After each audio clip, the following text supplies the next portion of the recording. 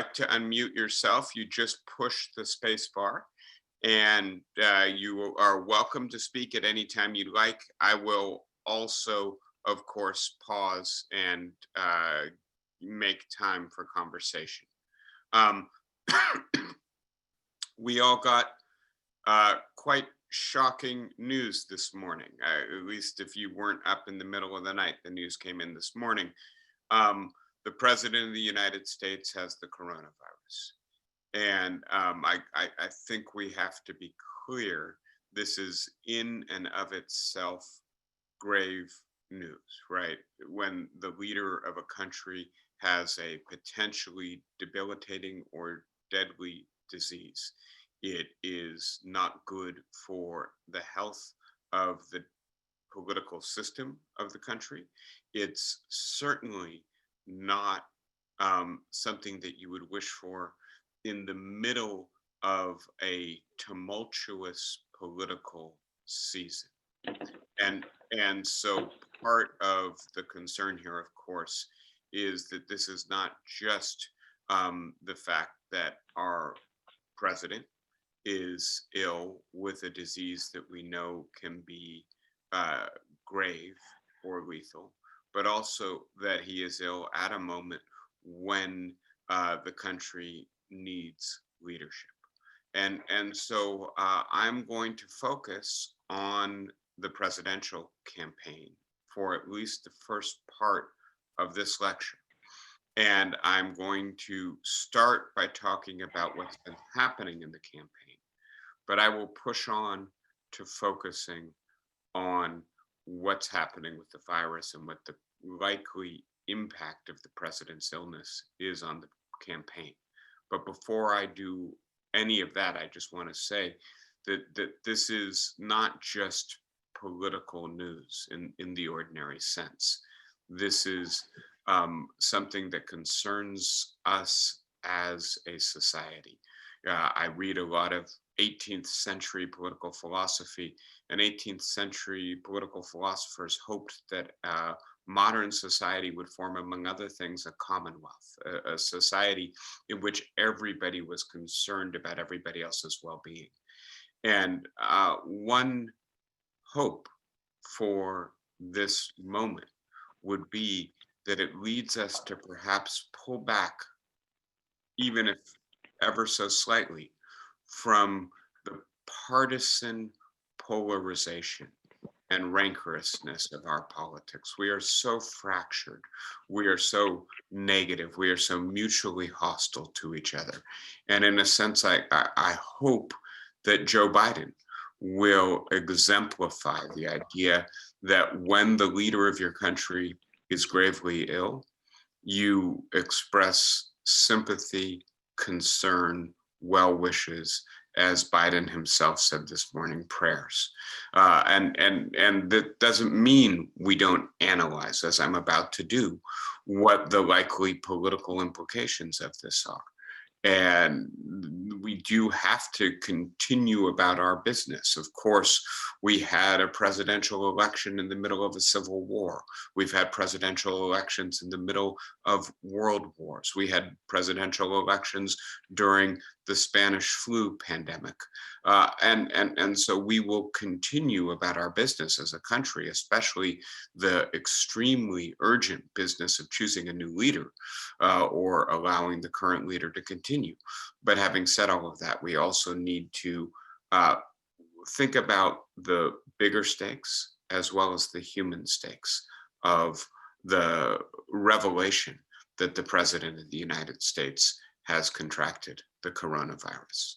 Now, having said that, as I said, I will now become more analytic and more focused on the presidential contest in particular.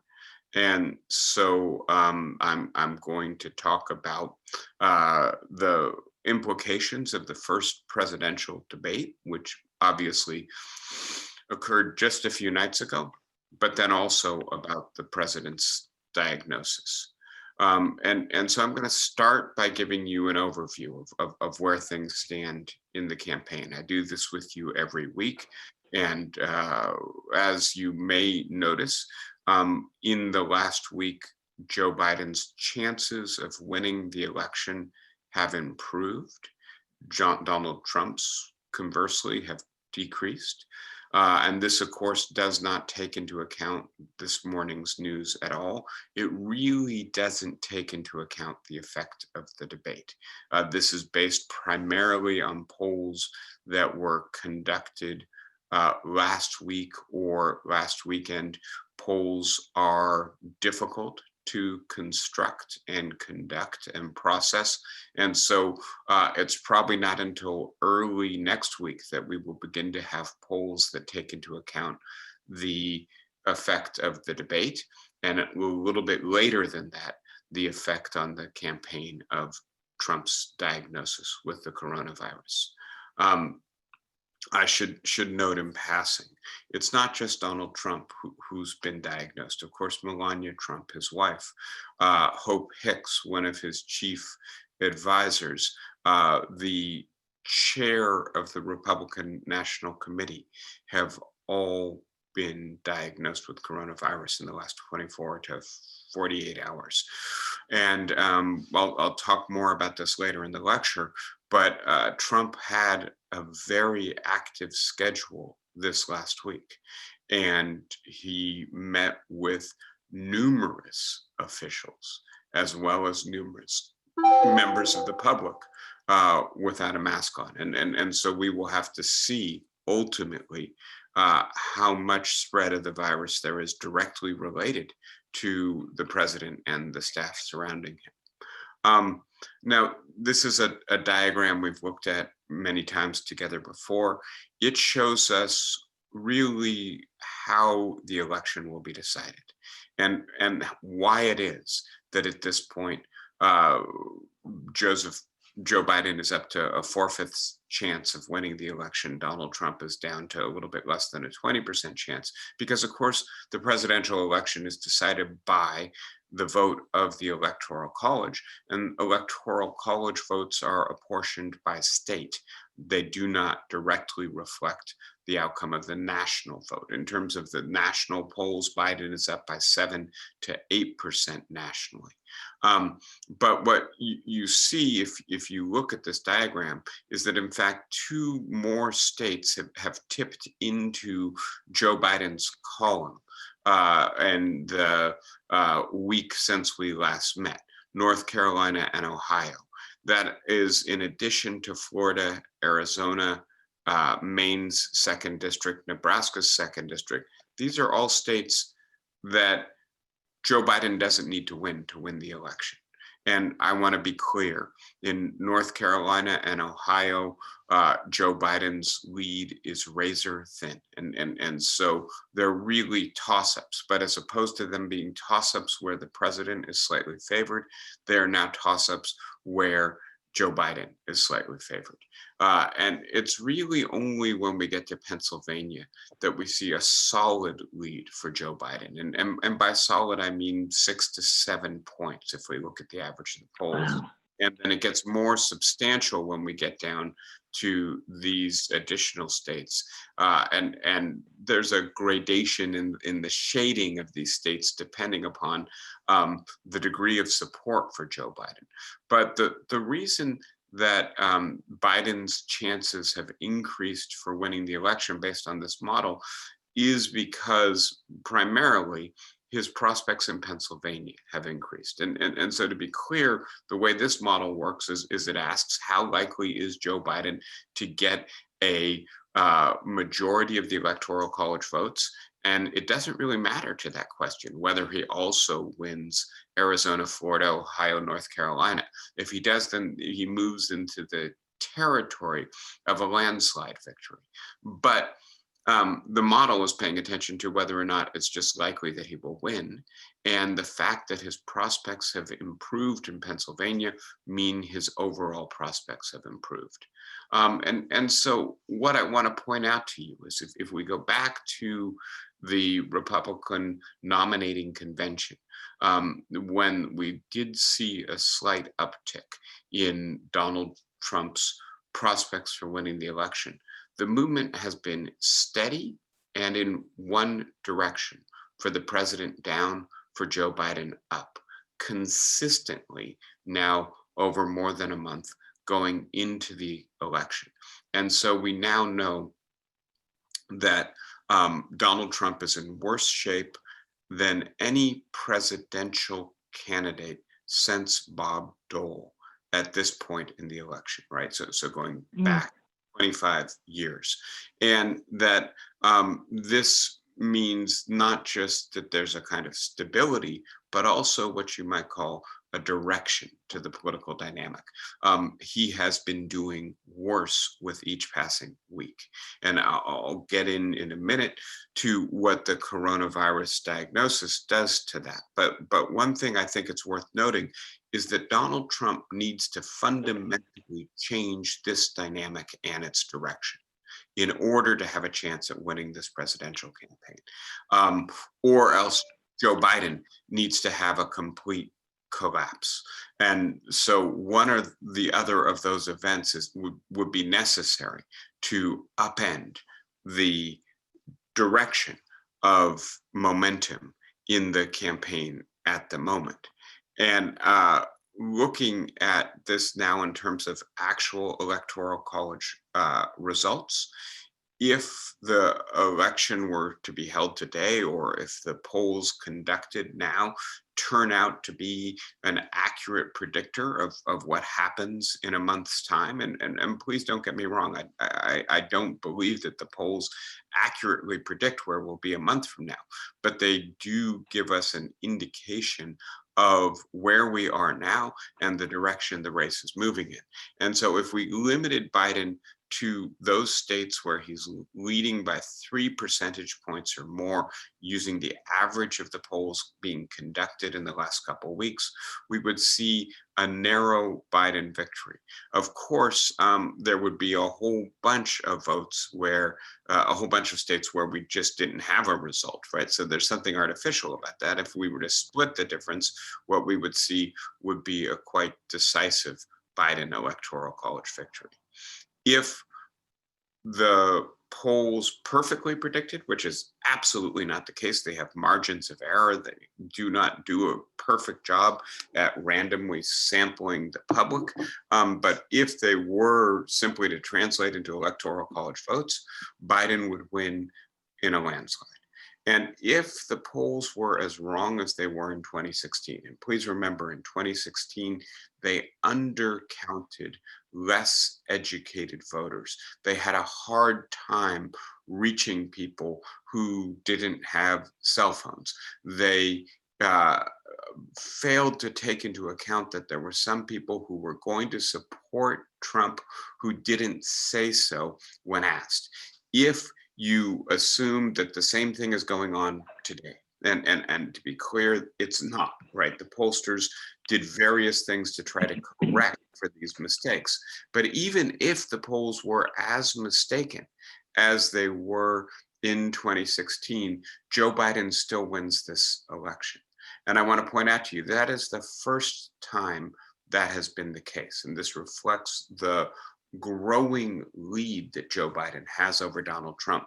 By the way, the polls in 2012 were biased, but biased against Barack Obama for Mitt Romney. And so if the polls this year have overcorrected and are overestimating Trump's chances, then we would see even more of a landslide. And I do want to point out, because we look at this diagram, that is also at least a possibility.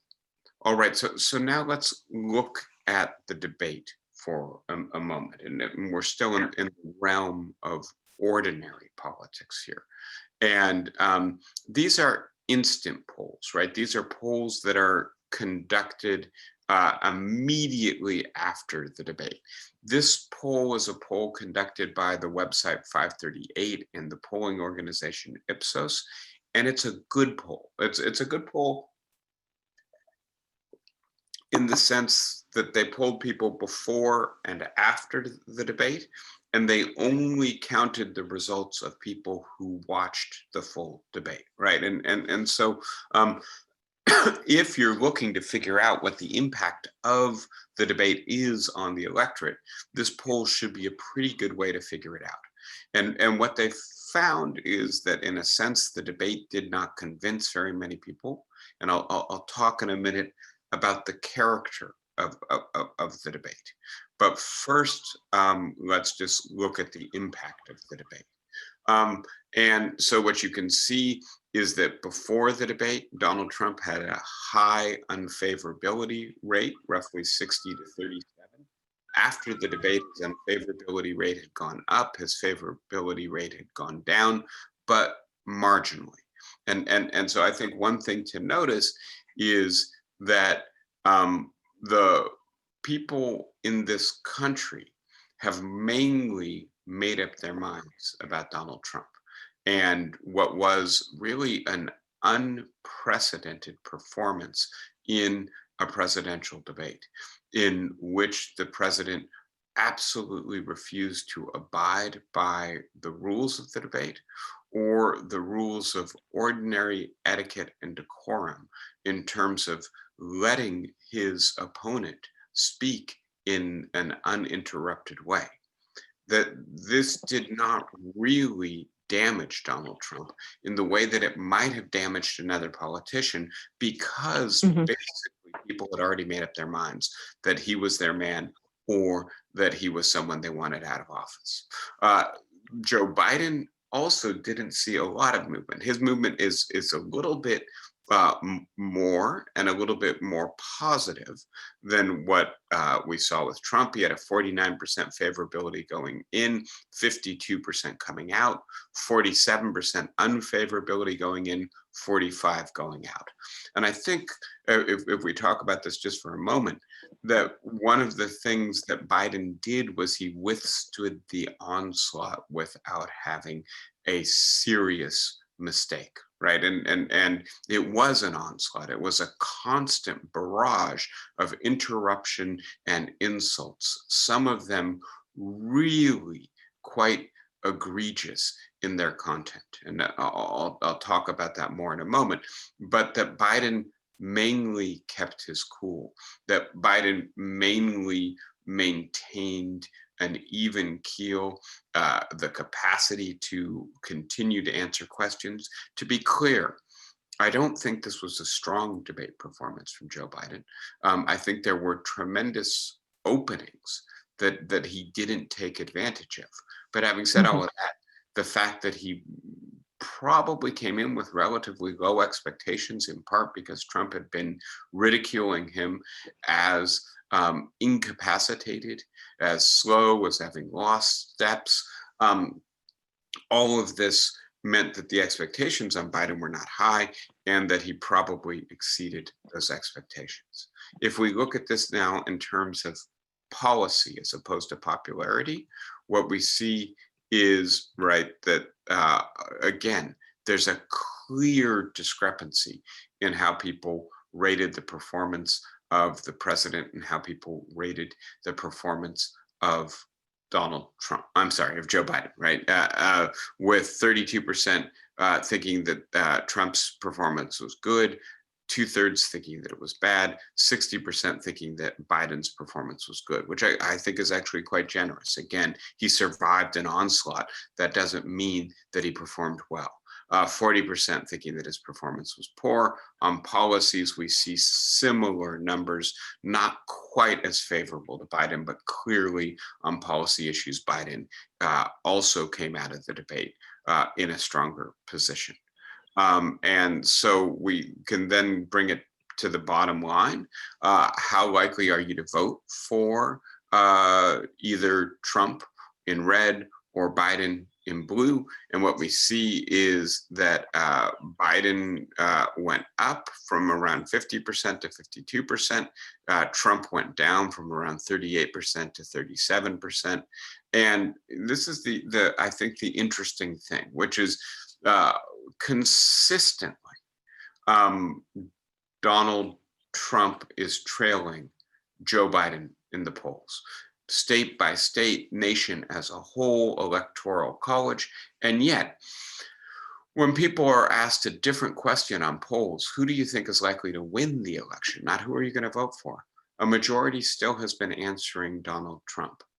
And what's interesting after the election is that for the first time, actually after the debate, for the first time in polls of people who watched the debate, people said they thought that Joe Biden was more likely to win the election. And I think that what happened here may be that people were expecting Donald Trump to have some surprise that would knock Biden off track, that would fluster him. And when that didn't happen, when in a sense, the last best opportunity for Donald Trump to upend the dynamics in the campaign failed to materialize, people have begun to think perhaps Trump is not as likely to pull this election out as they had thought before. Now, I'm going to pause for a moment to talk about the debate.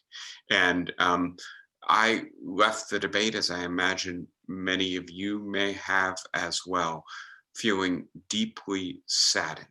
I thought this was symptomatic of a truly low moment for American democracy.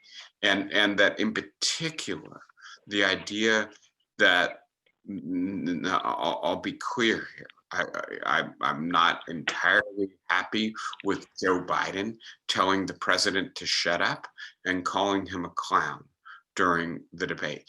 But clearly Biden was provoked.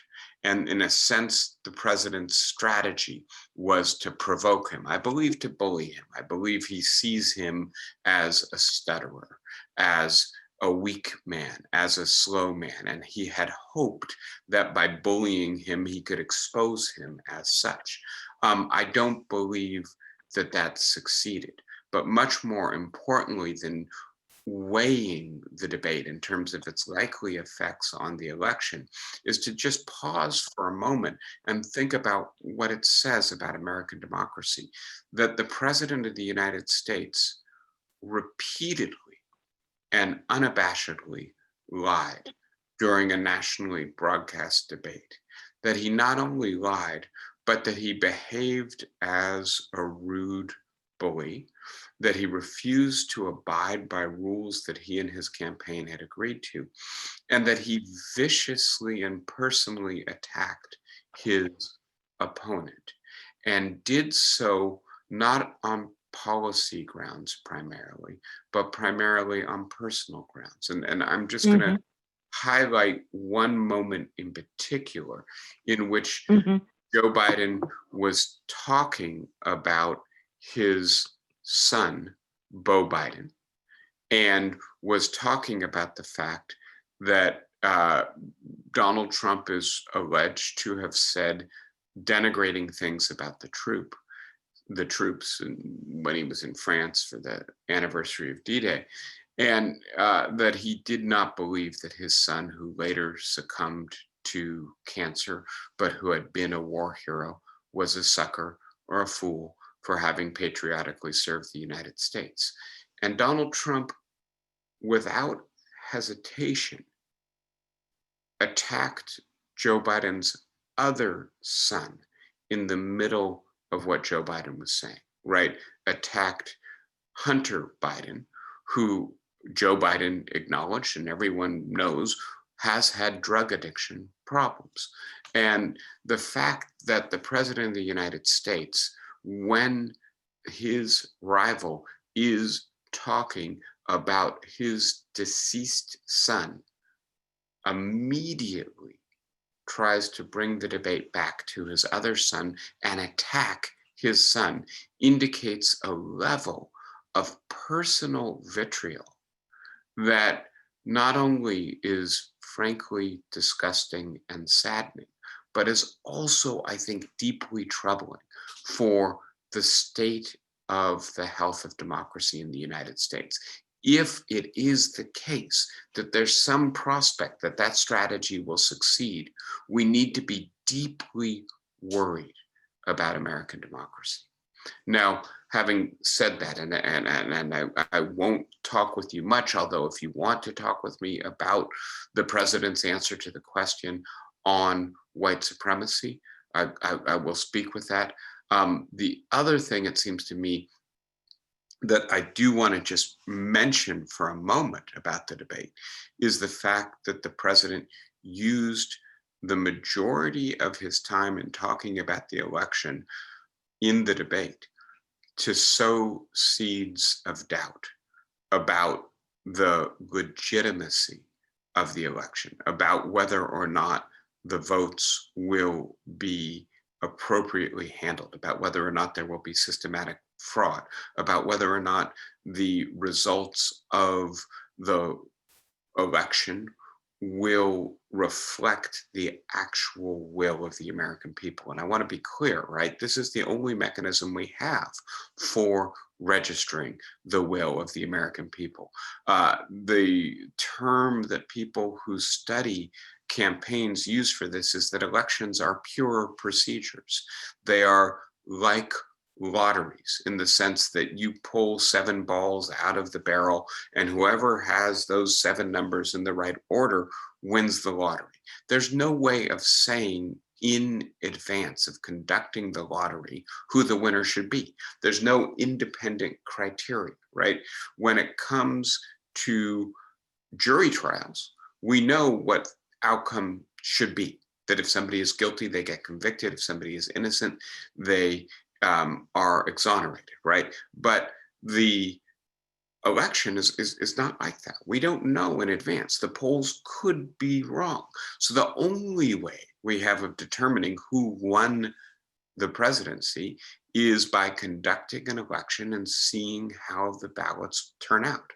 Donald Trump is undermining confidence, is repeatedly and aggressively suggesting that this mechanism doesn't work and that he will not accept the outcomes if he does not favor them. If maybe the better way to put it is they do not favor him. And so again, I think when we think about the health of democracy in America, we have to be deeply concerned that at this point, as the New York Times put it, the number one threat to confidence in American electoral democracy is not the Russians. It's not propaganda being spread in the dark corners of the internet by foreign agents and then amplified by domestic news agencies. It is the President of the United States himself. All right, so let me pause for a moment. Well, no, why don't I continue? And then we can also discuss the full situation together.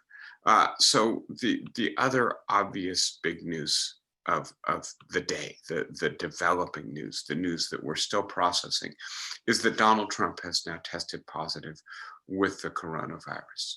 And I want to say, as I have already said, that this is an issue of national concern. I have just been harshly critical of the president for the way in which he conducted himself in the debate.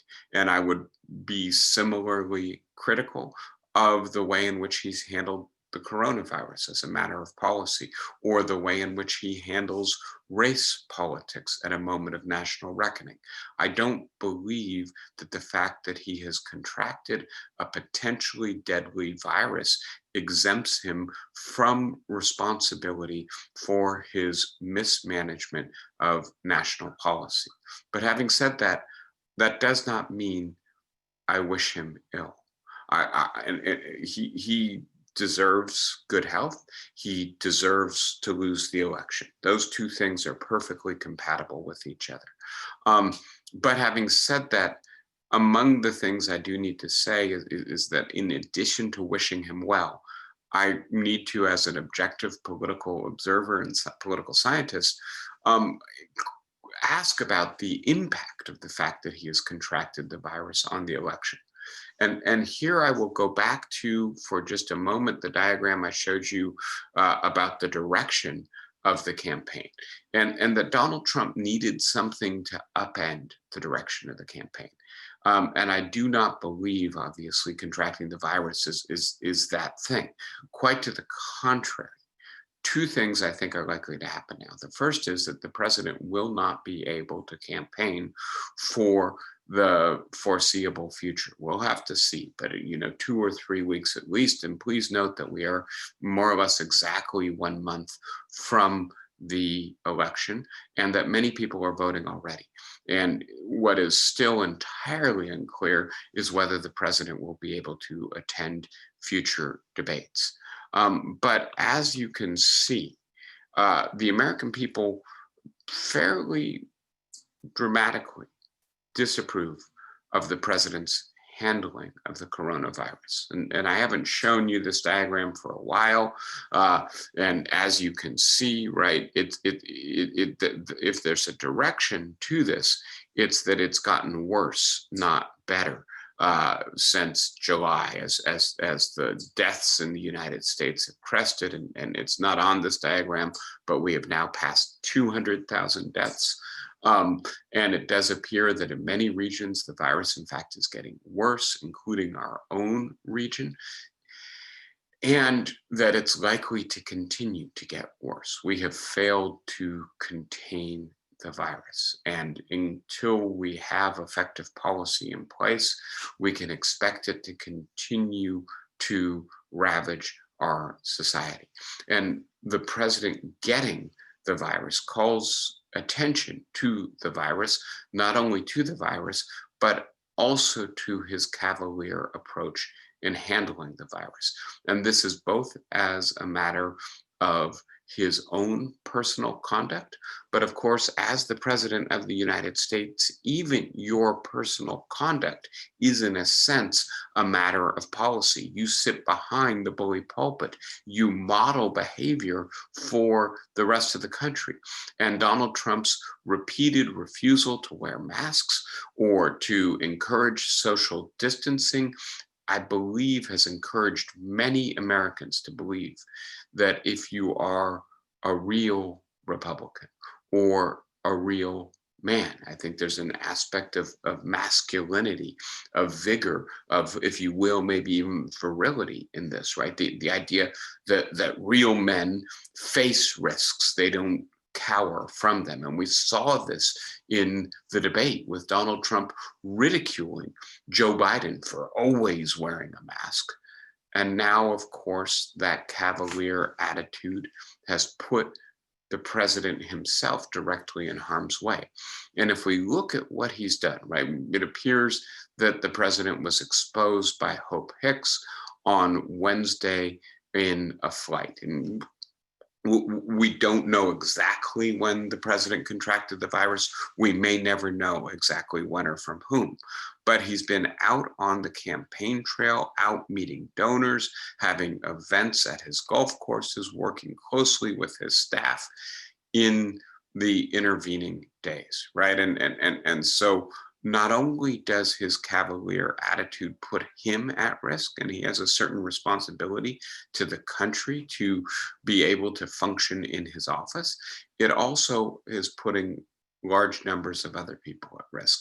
And it seems to me that it's going to be very difficult, in a sense, for Donald Trump to change the subject of the remaining weeks of the election away from his handling of the coronavirus, especially in light of the fact that he himself has now contracted it and that it will impact his capacity to continue to campaign. Now, I myself will be clear, as I've tried to be, and it's a fine line to walk.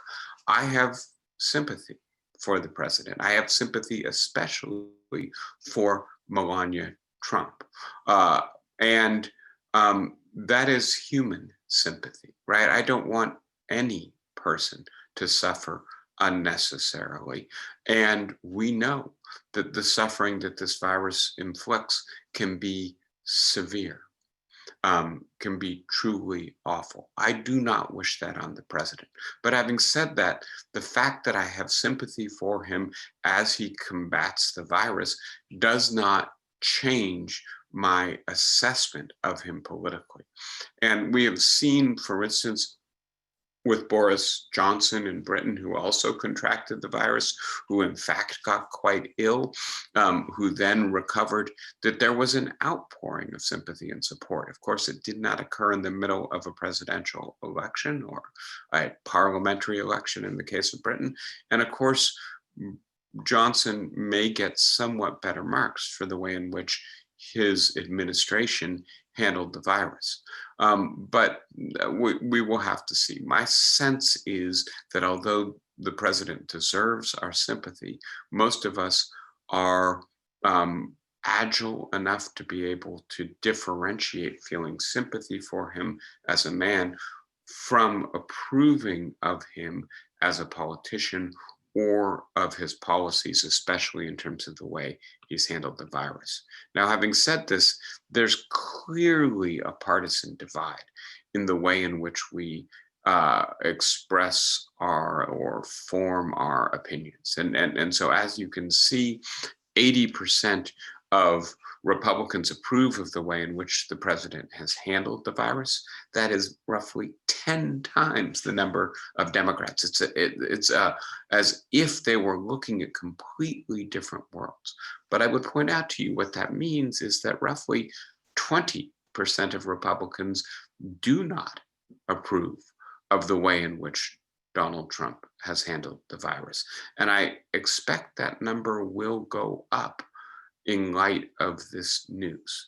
And perhaps the most important figure here, of course, is independents, who by about 2/3 to 1/3 disapprove of the way in which the president has handled the coronavirus. And I want to be clear that demographically, it is older Americans, especially, who supported the president until the pandemic outbreak, who are increasingly critical of the president, as well as those so-called white suburban women. And that when we look at this week, I think we may conclude that this is the week in which Donald Trump's chance of winning this election completely collapsed. And that's in part because the only strategy that he had at the debate was to try to bully and fluster his opponent.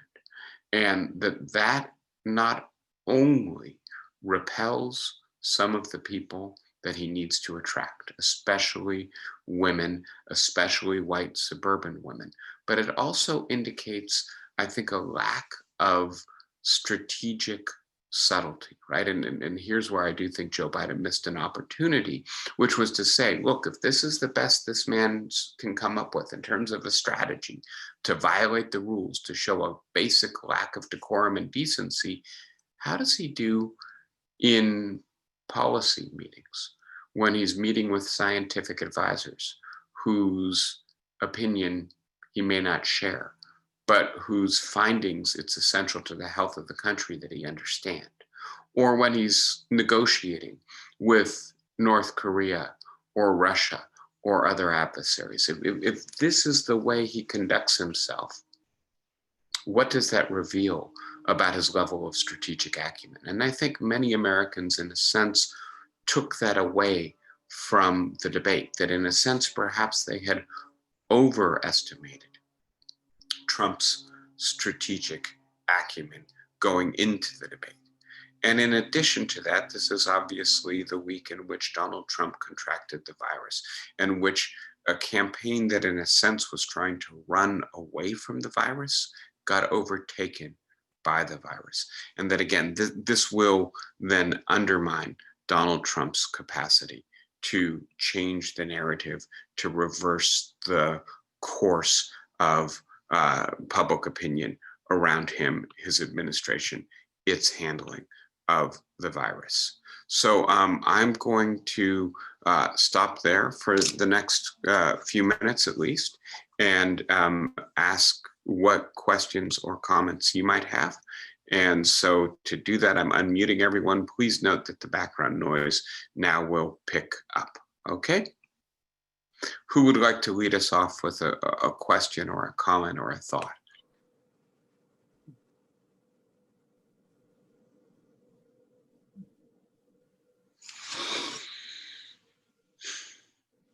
Is that stunned silence? I'm glad I got a laugh. Thank you. So I know this is grave and disheartening news, and we can't shy from it.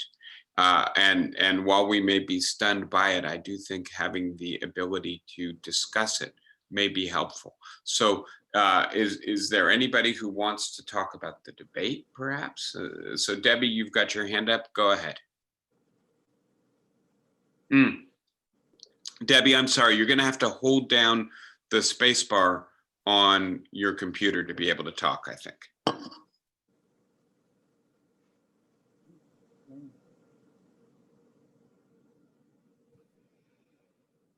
You're still muted. So I see there's somebody there to help you. Has she got it figured out? Do you have me? Yes, now I can hear you. Go ahead. Okay. I was wondering, considering the situation, what is your opinion of how Biden might deal with the next two debates? Yeah, so thank you for the question. And so I think in a sense, the first question is, will Trump be able to participate in the next two debates? And of course, we don't have an answer to that. He is in an age category where the virus could debilitate him for a while, right? And you know, it could be that he will have a mild and asymptomatic case. The accounts are, and by the way, I don't know if you follow the news the way I follow the news. Wednesday night, he had a rally, and many people noted he spoke for only half an hour. Normally, he speaks for around an hour and a half. That he seemed to be lacking in energy. They were wondering if he was down about his debate performance. It appears he probably actually had the virus, and it interfered with his capacity to give a barnstorming rally. And obviously, for both health reasons, but also in terms of strategy, he should not go on the debate stage until he's fully recovered, right? And so how long until he's fully recovered? I do think one of the questions here will be, if he's fully recovered and if they're able to debate again, how can the debate be structured so that it does not devolve into the ugly and frankly useless exercise that the previous debate was? And so to be clear here, one of the things that so saddens me about this is that we are facing one of the starkest choices between candidates in recent presidential memory, one of perhaps the most consequential elections in American history, with really important policy issues in the right balance in this election. And there was very little sustained discussion of public policy, of how the two candidates' policy differences on the virus stack up, of what their plans for the economy are, of how they might handle environmental policy going forward, right? And of course, the issue of racial reckoning, the use of force by the police, etc. So much that was so important to be discussed, and it was completely marginalized by the drama of the lack of civility, the constant interruption, the clear disdain that these men have for each other, right? And so is there a way to structure the debates going forward, assuming they do occur, that does not allow for that? And clearly the Presidential Debate Commission is thinking about muting the mic of the person who doesn't have time, right? They would have to do that uniformly as a policy, but clearly it would be Donald Trump who would be the main target of that policy. And they would have to do it uniformly so there would be no perception that this was unfair, right? That might change the tone and tenor of the debate somewhat. I think the other question that Joe Biden faces is assuming that it can't be muted all the time, right? Which is to say that during their 2-minute opening statements, they can each have the other person muted. But during the back and forth, both mics need to be on. How does Biden handle the interruption? And I'm not sure that, frankly, there's a good strategy for him. If he tries to shout over the president, he ends up looking as bombastic as the president does. If he simply cedes to the president and lets him bluster, then the president gets to, and his advocates get to say he steamrolled him, right? Which I don't know if you watch the coverage on Fox News. I do, because I want to collect information about this. That was the line on Fox News. This showed that the president is vigorous and that Joe Biden was up past his bedtime, as Tucker Carlson said. Fran, do you have a comment or something you would like to add? And you'll need to unmute yourself, okay? Okay. Well, Good. one of the things that annoyed me or really concerned me was toward the end of the debate, he made a mention of his stormtroopers going to the polling places and watching. And that is, chilling if they go through with that. Yes, and so it's funny. You I shouldn't say it's funny, but you say his stormtroopers, right? And so right, Mussolini and Hitler had brown shirts and black shirts. Donald Trump has red hats, right? They're not quite stormtroopers, right? But clearly there has been an ongoing effort on the part of the Republicans that predates Donald Trump to use this idea of poll observers, which are allowed and regulated by law, and both parties can bring them, as a method for intimidating voters. Now, I don't know if you followed this. It might have been drowned out by everything else that's happening in the news the last couple of days, but the state of Michigan has just indicted on felony charges 2 Republican political operatives who set up computers to make robocalls to Democrats, primarily African Americans, primarily in Florida and Michigan, a couple other swing states, Wisconsin, to say, if you vote by mail, the information you submit on that ballot can be used to serve a warrant on you, to have you arrested for outstanding warrants, or to prosecute you for overdue taxes, right? Clear effort at voter suppression.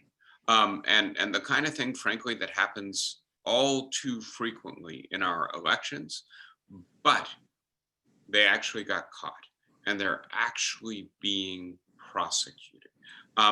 And this is but the tip of the iceberg. And this is being done in this country by one of our country's 2 main parties systematically through gerrymandering. You may have seen that the governor of Texas, Governor Abbott, has just announced that there will only be 1 box for the depositing of the absentee ballots per county in the state of Texas, an effort to make it extremely difficult. Some of these counties are huge counties, right? Texas is a very large state, to make it difficult for people to submit their absentee or their early ballots, right? And so, yes, absolutely the case that voter suppression is occurring.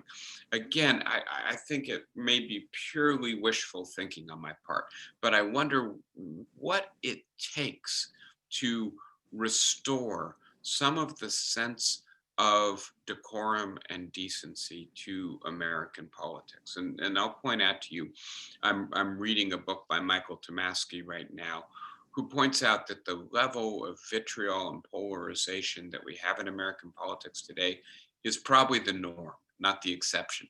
And that the exception was the post-war period, when the two parties, in part due to the Cold War, in part due to the fact that many of their leaders had fought together in World War II, and so found it very hard to demonize each other, that we had a period of civility in American politics that we've lost. What will it take to restore some of that civility, some of that decency? And could it be that the president contracting a grave disease in the middle of the campaign might lead both sides to pull back ever so slightly? Again, I do think this is wishful thinking. I imagine the Republicans will continue to try voter suppression. I imagine that they will continue to try to ram through the replacement of Justice Ruth Bader Ginsberg with Amy Coney Barrett after the election. I think it's unlikely that it'll occur before the election. But all that to say, this is bare knuckle boxing in our politics right now. This is a winner take all approach. And in a sense, it's not succeeding for the Republicans, but it is damaging our democracy. Is there some chance that perhaps they would pull back as a result of these recent events? I doubt it. I also fervently wish it. Thank you, Fran. Anyone else with a question or a comment at this point? I'm trying to see. It looks to me like the computer in the atrium is. Yeah, there we go. Now I can see it. Okay. I'm unmuting everyone. Go ahead. Okay. Yes. Would you say that Trump shows more strength in his law and order argument than Biden does, in the fact that if there's a mob losing control, he can certainly do more, either send in the troops or whatever he's going to do to prevent or to control it? Would you say that he showed more strength in that area? Yeah, it's so I will answer that question with regards to the debate and then with regards to public opinion as a whole. Clearly, this is Donald Trump's chief strategy, right? Which is, in a sense, to shift the focus of the political conversation away from the coronavirus or away from issues of racial justice. Those are two areas where the polls are very clear that the American people trust Joe Biden much more than they trust the president. And current events have made those issues so salient for the American public that it's extremely important to Donald Trump's prospects that he succeed in shifting the focus. And so the effort has been to try to shift the focus to law and order, to the protests that spiral out of control and that have led to looting and rioting and deaths and violence, right? And I want to be clear. I believe all of that is accurate, though often exaggerated. Right. And so the vast majority of these protests have been peaceful, but there are elements in them that sometimes take advantage of the fact that protests are occurring to engage in criminal conduct.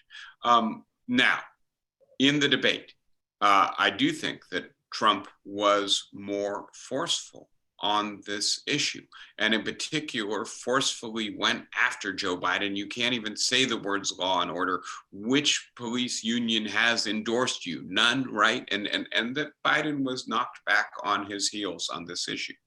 But having said that, I will also just remind you that according to the polling that is done, Trump is not ahead on this issue.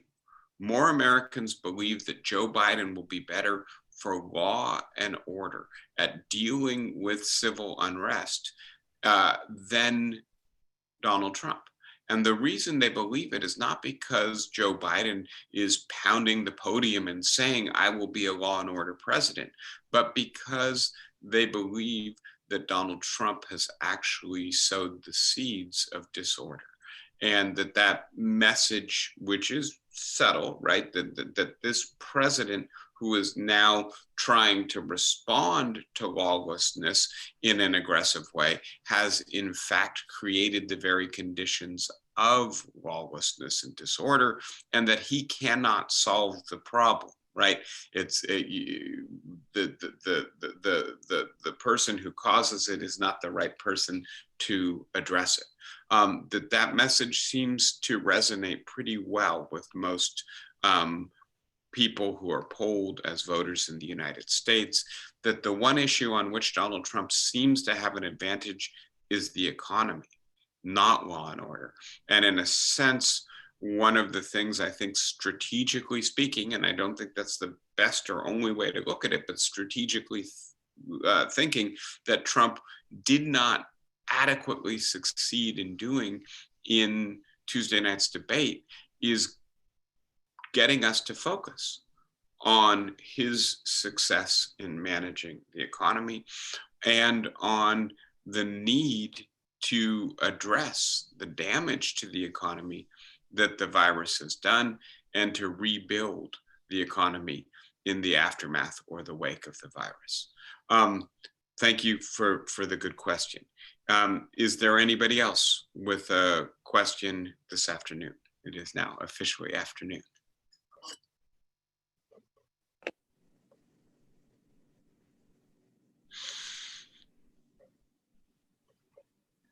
Okay, I want to make a comment. I saw on the news a meeting that took place with Donald Trump, Christie, and Giuliani on his debate, on giving him pointers on the debate. Now, evidently, he wasn't listening because he's his own person. So why does he have to have these meetings? Yeah. It does appear that Donald Trump disregarded some advice he got in preparing for the debate, and that he came out, as some commentators have put it, hot or angry, and that his sense of grievance and his confidence in his own strategic acumen led him to either not credit or to disregard the advice he got. Now, I would point out to you that while you might want former Governor Christie or former Mayor Giuliani to help you prepare for a debate, there are other people who you might also want to help you prepare for a debate. Pollsters, for instance, people who do focus groups, people who are attuned to electoral dynamics. And I do think, in a sense, part of the reason Donald Trump is president is because in 2016, he didn't listen to those people. And it was, in a sense, refreshing in the way in which he disregarded the norms and conventions of American politics. And a number of people who were sick of politicians who abide by those norms thought they would give Trump a chance, right? And on the other hand, that's a double-edged sword, because there are a reason that politicians abide by those norms, listen to that advice, because although it may not work in every election, on balance, it works. And so, yes, we're seeing, in a sense, the very strengths of Donald Trump turn into weaknesses after he's been nearly 4 years in power. And I think part of this may be a judgment on the part of the American people that although it might be entertaining and refreshing to have somebody of this quality in the presidency, it is not actually making for an effective response to the coronavirus or an effective stewardship of the economy or effective leadership on issues like climate change or racial justice. All right, I think I should wrap it up there. It's wonderful, as always, spending some time with you guys. I will say just one more thing to you, which is, as I'm sure you're aware, unfortunately, it does appear that there's an uptick in the cases of the coronavirus in this area. And so I would just urge you to continue to be cautious and careful. We are, I believe, making headway on getting a vaccine, that this does not last forever, but while it's with us, and in particular as we enter the winter, it is extremely important that we continue to be careful and take good care of ourselves. That's being smart, that's being good to the people who love you and care for you as well. Okay, take care, everybody. I will see you next week. Thank you. Bye-bye.